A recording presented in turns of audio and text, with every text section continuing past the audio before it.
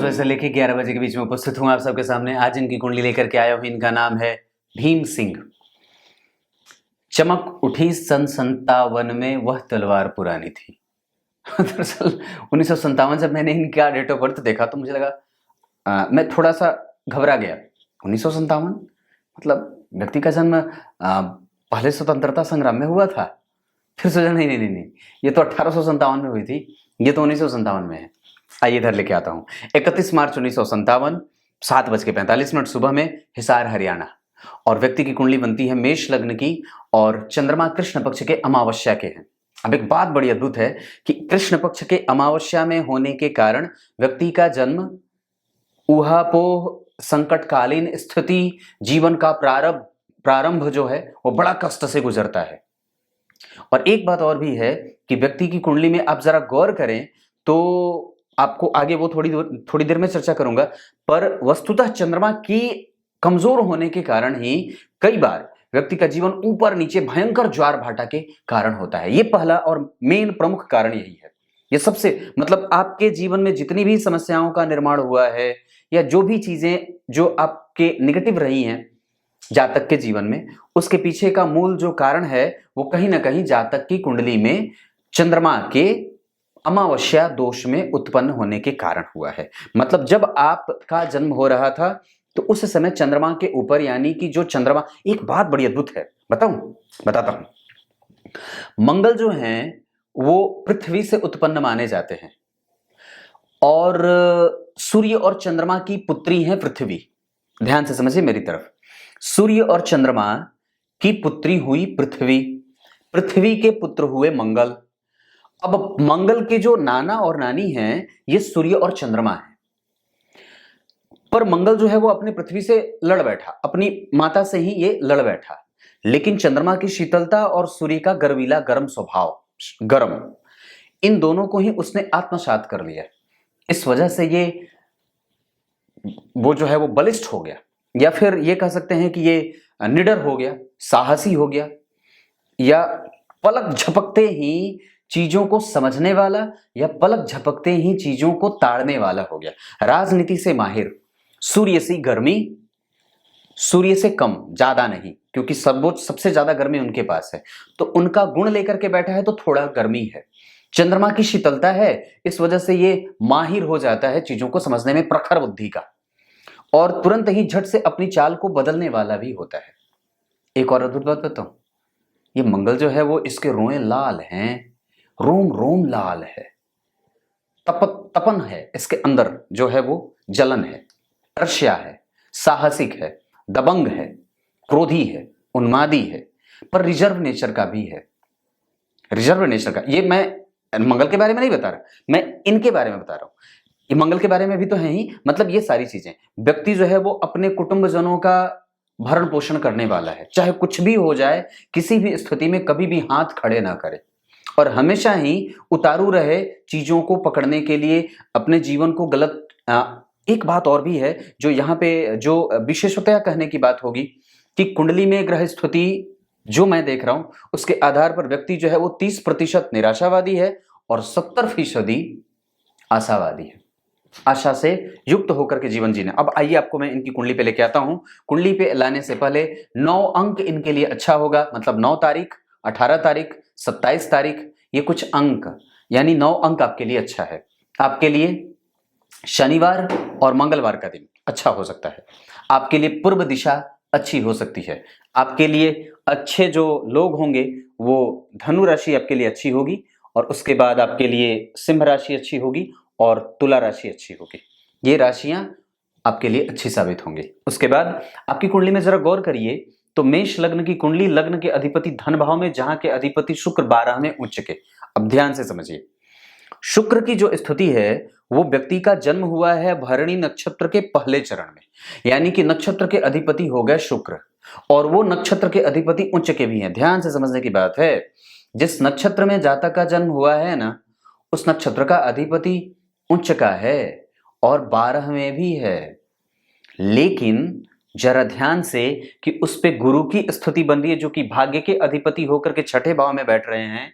12वें के अधिपति होकर के छठे में बैठे हैं, ये दारिद्र दोष से पीड़ित शुक्र को कर रहे हैं। इस वजह से शुक्र की दशा का जो आरंभ होगा, अब यहां पे रुक करके आपको और एक स्टेप पीछे लेके जाता हूं। लग्न के नक्षत्र के जो अधिपति हैं या जिस नक्षत्र में जातक का जन्म हुआ है, लग्न का नक्षत्र, वो जन्म का नक्षत्र, लग्न का नक्षत्र है शुक्र, और उसके पहले चरण के जो अधिपति हैं वो बनते हैं सूर्य। मतलब चरण के अधिपति, चरण का जो अधिपति कौन है? वो सूर्य है। और राशि जो बनी है वो मंगल। तो अब जरा समझिएगा, तो मंगल और सूर्य ये तो परम मित्र हो गए, लेकिन शुक्र और मंगल ये बहुत अच्छे मित्र नहीं हुए।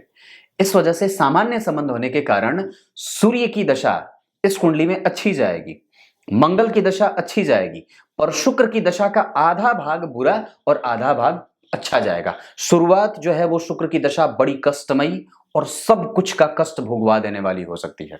इसके पीछे दो तर्क होते हैं। एक तो कि लग्न में जो राशि बनी है वो इसके परम शत्रु हैं या बहुत अच्छे संबंध नहीं होते, या दूसरा कि वो 12वें बैठा है तो व्ययात्मक स्थितियां जीवन के प्रारंभिक काल में ज्यादा रही। इस वजह से व्यक्ति व्यय से प्रताड़ित होकर के, व्यय से परेशान होकर के ऋण बढ़ाता रहा, ऋण में डूबता रहा। दूसरी बात है कि जन्म कुंडली में आप जरा गौर करिए तो आकृति देखिए, तो सारे ग्रह जन्म कुंडली के छठे, 8वें और 12वें और दूसरे, ये आकृति जो बन रही है आप गौर करिए, ये चतुर्भुज के आकार की अब बन रही है ऐसे। तो ये जो आकृति बनी है ना, अब यहां से छोड़ दो क्योंकि ये राहु कोई बैठा नहीं है यहाँ, बस ये ऐसा ही है, बेकार, इसको हटा दीजिए, अभी बंद करिए। ये यहाँ पे ये दिखा रहे हैं कि व्यक्ति का पूर्व जन्म जो था वो ठीक नहीं था, या फिर पूर्व जन्म के ही कष्टों के कारण व्यक्ति के पूर्व जन्म का कष्ट जो था वो बहुत अच्छे तरीके से कटा नहीं था। इस वजह से भी व्यक्ति का पूर्वार्ध, मतलब जीवन का जो पहला हिस्सा था वो कष्ट में था। ये राहु यही दिखा रहे हैं, बस इसका परिणाम इतना ही है, इससे ज्यादा कुछ नहीं। वो सम राशि के बैठे थे, इस वजह से आपको कम से कम ढाढ़स देते रहे, साहस देते रहे, बल देते रहे, और कम से कम आपको व्यवसाय देते रहे, कुछ ना कुछ आता रहा। नहीं आता तो ये आपको मार देते, परेशान कर देते, क्योंकि आपके पास आशावादी प्रवृत्ति 70% की थी, निराशावादी प्रवृत्ति 30% की थी, निगेटिव आप 30% थे, पॉजिटिव 70% थे। वो इसी के कारण यही हुआ था, क्योंकि आपके पिछले जन्म के कर्म अभी चुकता नहीं हुए थे, उसके कर्मों का फल भोगना बाकी था।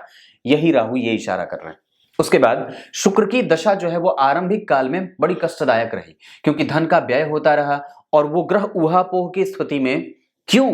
क्योंकि वो अपने ही काल में, जरा गौर करिए, तो धन भाव में मंगल जैसे पापक ग्रह का बैठना, जो कि लग्नेश होने के साथ साथ जन्म कुंडली में अष्टम भाव का भी अधिपति, तो अष्टम भाव के अधिपति होने के कारण जैसे ही शुक्र के बाद शुक्र में मंगल आए हो, शुक्र में सूर्य आए हो, शुक्र में गुरु आए हो, तो ऐसी स्थिति जैसे ही आती है, व्यक्ति अचानक से रैंडम ही तुरंत एक मजबूत स्थिति को प्राप्त कर जाता है। ये मंगल के कारण अष्टम भाव अचानक, रैंडम और पंचम भाव, ये दोनों ये भाव कराते हैं, क्योंकि मंगल शुक्र की दशा का मध्यकाल, तो शुक्र की दशा के मध्यकाल में उच्च का फल देने लगे, और जन्म कुंडली के पंचम भाव के अधिपति जो सूर्य हैं वो 12वें जा रहे हैं, तो व्यक्ति को प्रेम कई बार अपनी पत्नी से नहीं होता है, या कई बार वो मन मुताबिक नहीं हो, या फिर थोड़ी बहुत करवाहट जो होती है वो जीवन में रहती है, और या फिर ये कह सकते हैं कि जीवन का जो पूर्वार्ध हो या जीवन का एक जो पक्ष होता है वो कई बार मेहनत बहुत ज्यादा करवाए, घसाए, खूब रगड़े, खूब मेहनत करवाए।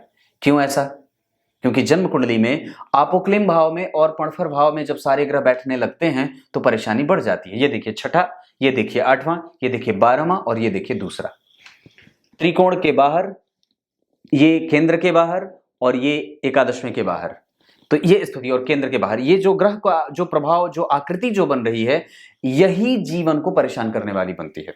और इस वजह से व्यक्ति जो होता है वो कई बार अपने भवन का, अपने भूमि का, अपने घर का, अपने वाहन का, इन सब चीजों के सुख को देर से या दारिद्र का मुख देखने के बाद देखता है। दारिद्र पहले देखे, बाद में लाभ देखे। इसका मतलब एक बात तो पक्के तौर पे मैं ये कह सकता हूं कि व्यक्ति की कुंडली में, जन्म कुंडली के 12वें भाव के अधिपति जो गुरु बैठे हैं, ध्यान से समझने की बात है, जन्म कुंडली के 12वें भाव के अधिपति गुरु जो हैं वो छठे भाव में बैठ करके वापस उस भाव को देख रहे हैं।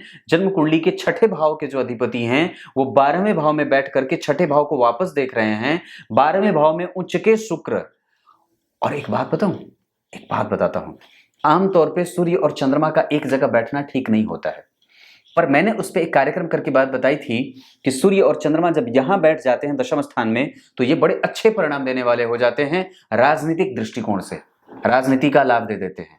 परंतु यहां इस कुंडली में भी ये यहां के अतिरिक्त यहां पे भी अच्छे परिणाम देंगे। ऐसा क्यों? क्योंकि सूर्य और चंद्रमा केंद्र और त्रिकोण के अधिपति होकर के 12 में बैठे हैं, तो आरंभ कष्टमय देया जरूर, लेकिन बाद बड़ा अच्छा होता है। इस वजह से व्यक्ति जो होता है वो अपने आसपास के लोगों के निकट ही बैठ करके अपनी मृत्यु का वर्ण करता है और अच्छे और अनुकूल समय में मृत्यु का वर्ण करता है। एक बात और है, यहां पे मंगल का जो है वो लग्न के अधिपति का शुक्र के साथ कोई संबंध नहीं है। अगर ये बन जाता तो और भी ज्यादा अच्छी बात हो जाती। लग्न के अधिपति अगर मंगल और शुक्र एक साथ बैठ जाते तो बड़ी अच्छी बात होती, पर वो नहीं है। पर कोई बात नहीं, गुरु जो है वो जन्म कुंडली में शुक्र को देख रहे हैं, जो कि जन्म कुंडली के सप्तम भाव के अधिपति हैं। इस वजह से व्यक्ति जो होता है वो कई बार दूसरों की पत्नी में भी आसक्ति अपनी रख लेता है या दूसरों की पत्नियों पर भी नजर मार देता है, नजर फेर देता है। एक बात और है, व्यक्ति हमेशा ही युवावस्था को प्राप्त करता हुआ हमेशा ही अपनी अवस्था से छोटा या छोटी अवस्था का मालूम पड़ता है। इस व्यक्ति की कुंडली में जो कि शनि अष्टम भाव में बैठे हैं, वृश्चिक राशि के मंगल यहां के अधिपति होकर के देख रहे हैं, इस कारण से भी व्यक्ति कई बार धनाढ्य हो जाता है। एक बात बड़ी अद्भुत है, लग्न का अधिपति अगर मंगल बने तो इस कुंडली के लिए वो मारक नहीं होगा, क्योंकि वो स्वयं उसकी मूल त्रिकोण राशि जन्म कुंडली के लग्न में ही बन रही है और शनि अपने ही भाव को देख रहे हैं तीसरी दृष्टि से इस कुंडली में। अब एक बात और भी है जो शनि को लेकर के है कि शनि जो है वो दशम और एकादश में दोनों भाव के अधिपति हो करके गुरु से प्रभावित नहीं है, राहु से प्रभावित नहीं है, लेकिन मंगल उन्हें देख रहे हैं। गुरु से प्रभावित नहीं है, क्यों कहा मैंने?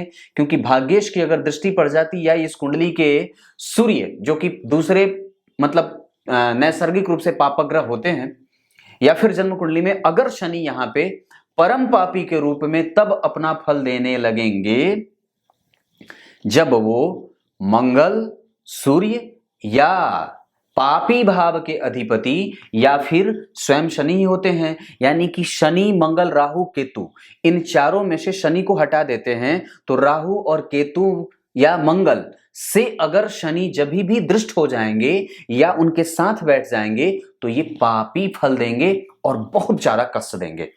इसका मतलब है कि मंगल ने शनि को देखा है।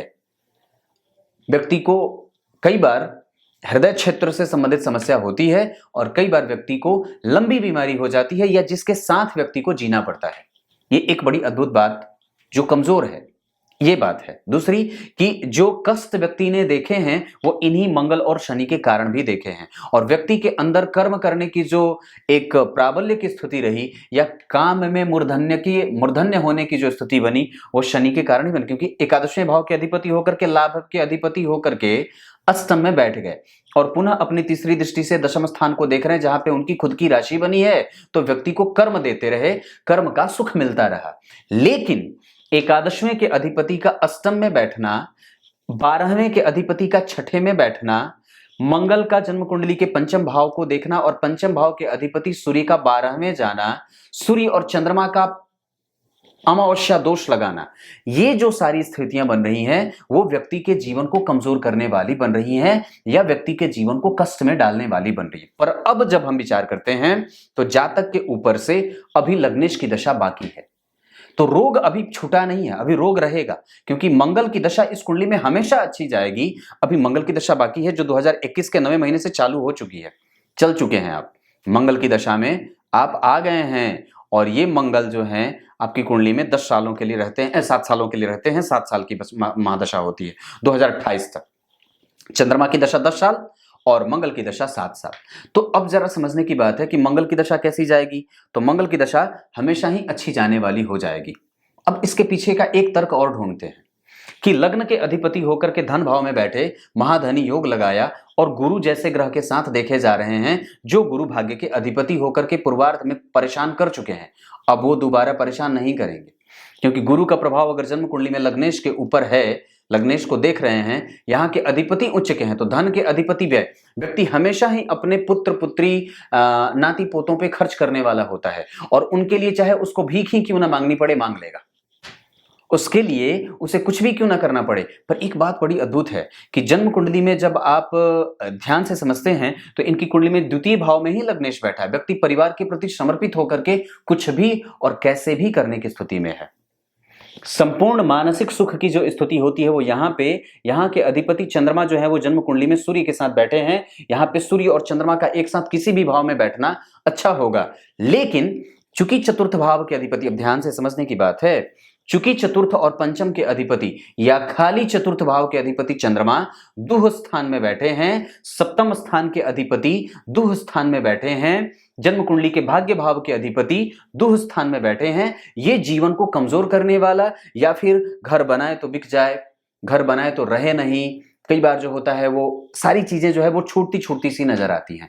पर व्यक्ति का उत्तरार्ध के बाद पूर्वार्ध हमेशा अच्छा रहेगा, इसकी मैं गारंटी देता हूं।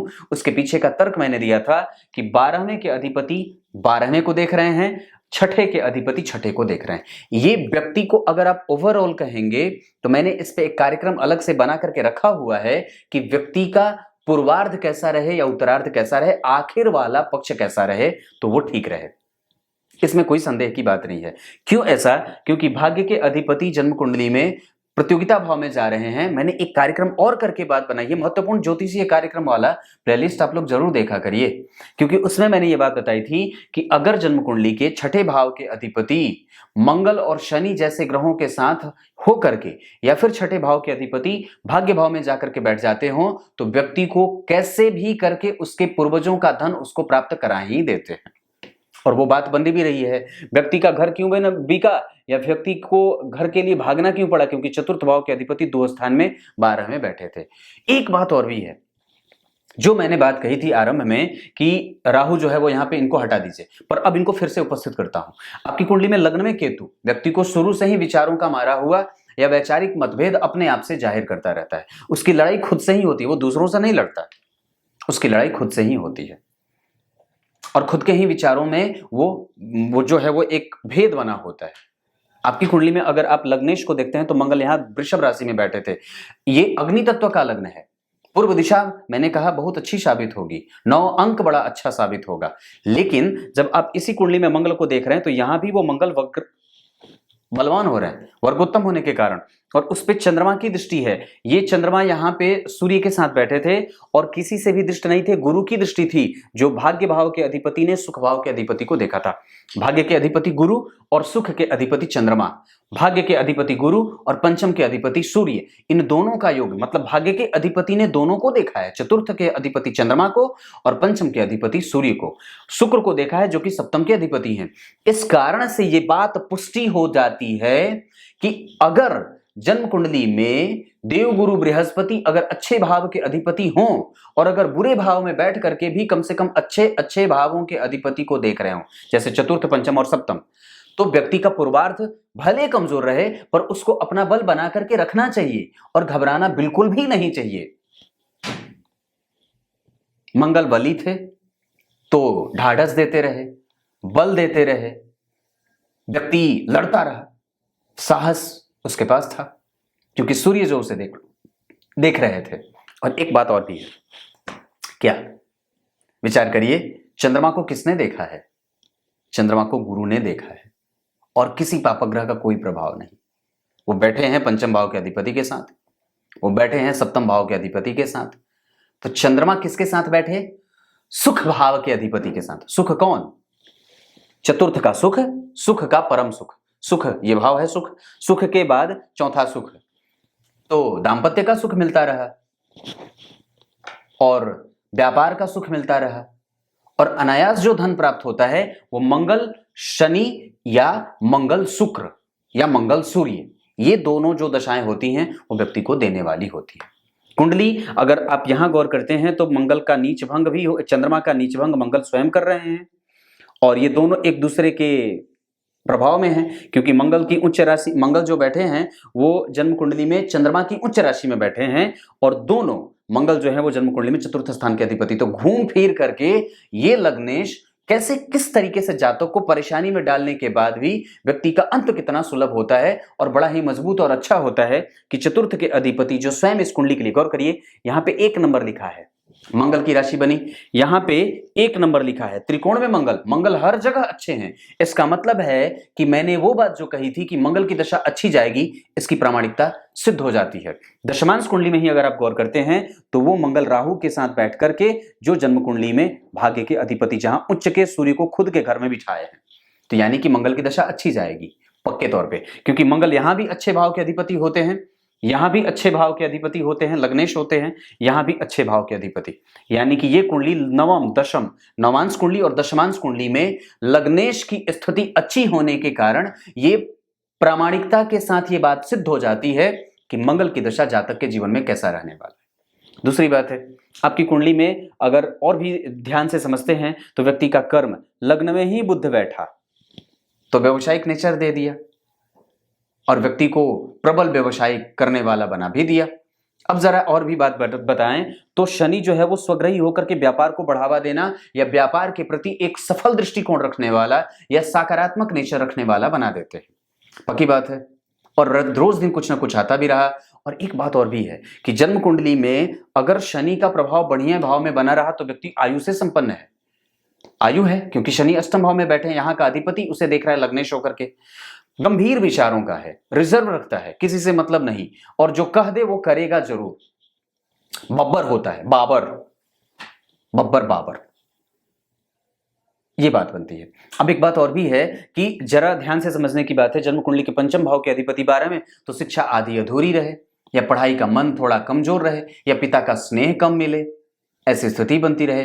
पर व्यक्ति को भले कम मिले पर यह देता सबको हमेशा ज्यादा रहा है, इसको भले कम मिला। सूर्य और चंद्रमा 12 में तो माता और पिता के कारक दोनों 12 में चले गए, पर व्यय कभी खत्म हुआ नहीं, व्यय जस का तस बना रहा हमेशा।